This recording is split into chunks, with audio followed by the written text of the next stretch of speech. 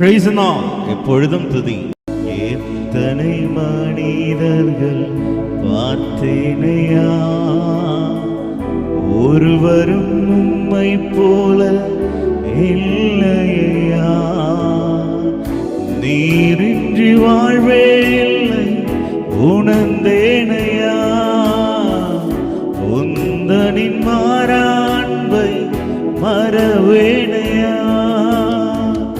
நீரின்றி வாழ்வே இல்லை உணர்ந்தேனையா,